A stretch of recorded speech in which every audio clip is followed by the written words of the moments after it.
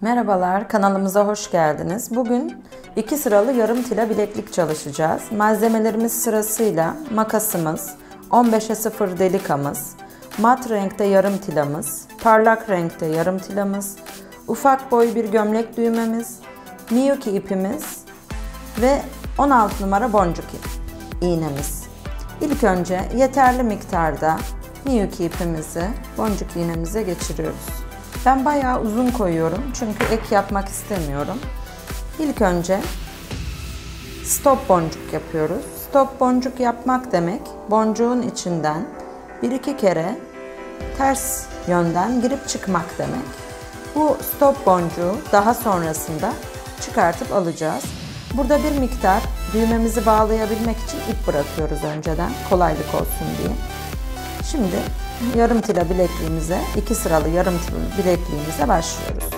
İlk önce 15'e 0 boncuk, sonrasında mat renkte yarım tila, sonra bir tane daha 15'e 0 boncuk ve parlak olan yarım tila boncuğumuzu koyuyoruz. Bunları elimizde düzgünce tutuyoruz. Bir sefere mahsus olmak üzere üst boncuğa çıkarken 3 tane 15'e 0 alıyoruz. Ve üst deliğe giriyoruz. Şöyle. Tekrar ipimiz hangi renk boncuktan çıktıysa o renk boncuğu alıyoruz. Önce 15'e 0, sonra yarım tila ve aradaki 15'e 0 boncuğun içinden ve üstteki yarım tilanın üst deliğine giriyoruz. Yine hiç elimizden bırakmadan devam ediyoruz. İpimiz hangi boncuktan çıktıysa, yarım tilayı kastediyorum burada, o renk yarım tilayı alıyoruz.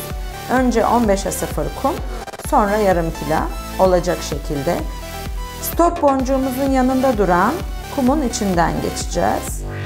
Şöyle stop boncuğu hiç kullanmıyoruz. İşlem bittikten sonra elimizde döndürüyoruz boncuklarımızı ve bundan sonra üst deliğe geçerken hep 2 boncuk koyacağız. Bir tane 15'e 0, bir tane ipimiz hangi yarım tiladan çıktıysa o renk yarım tila alıp arada duran 15'e 0 kumdan ve parlak olan yarım tilanın üst deliğine giriyoruz. Yine 15'e 0 ve yarım tila ve en sonda duran kum boncuktan çeviriyoruz elimizde. Sıkı sıkı işlemeye gayret gösteriyoruz. Yine üste çıkarken 2 tane 15'e 0 koyuyoruz.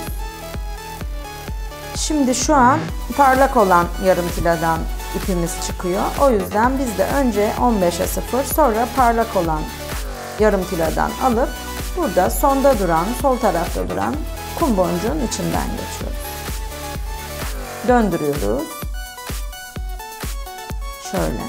Üst deliğe çıkarken 2 tane boncuk alıyoruz. Yine ipimiz hangi renk boncuktan çıktıysa o renk yarım tila alacağız.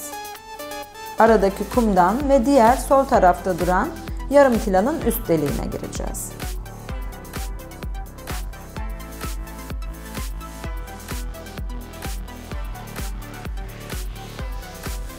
Ve sıkı sıkı işleyeceğiz bunu. Yine üst deliğe çıkarken 2 tane 15'e 0 delikanın kumunu alıyoruz. Üst deliğe çıkıyoruz. İpimiz hangi yarım tiladan çıktıysa o renk yarım tilayı alıp aradaki kumdan ve solda duran yarım tilanın üst deliğine giriyoruz. Evet, böyle yeterli uzunluğa gelene kadar bilekliğimizi örüyoruz.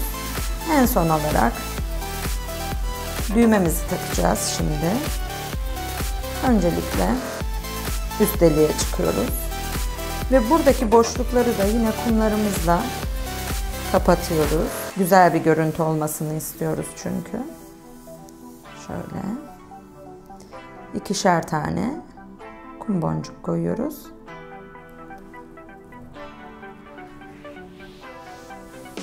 Şöyle. Burada bu ipin altından geçerek minik bir düğüm yapıyoruz. Oraya sabitliyoruz ipimizi. Tekrar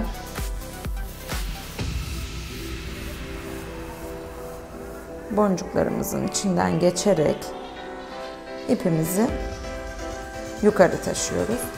Şimdi önce düğmemizi takacağız. Şöyle ki 3 tane boncuk aldım ben. Bir 3 tane boncuk daha alıyorum. Diğer delikten çıkıyorum. Şu şekilde.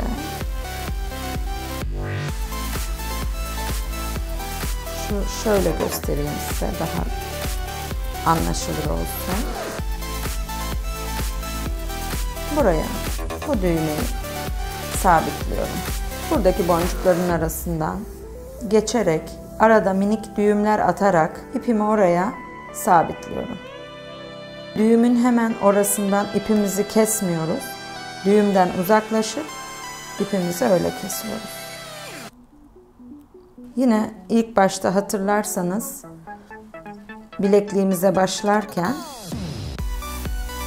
stop boncuğumuz oluyordu. Orada ip bırakıyorduk. İşte bu ipleri şimdi kullanıyoruz. Burada da yine bu aradaki boşlukları boncuk koyarak tamamlıyoruz öncelikle. Ve bu düğmemize ilik hazırlıyoruz burada. Yaklaşık 30 tane boncuk koydum. Bir ilik hazırladım. Ve sağlam olması için tekrardan boncukların içinden bir daha geçiyorum. Ve o bölgeden, iliği yaptığım bölgeden uzaklaşıyorum. Arada yine ipler var. O iplerin arasında minik düğümler atıyorum. Ve düğümden uzaklaşıp ipimi öyle kesiyorum. Şöyle.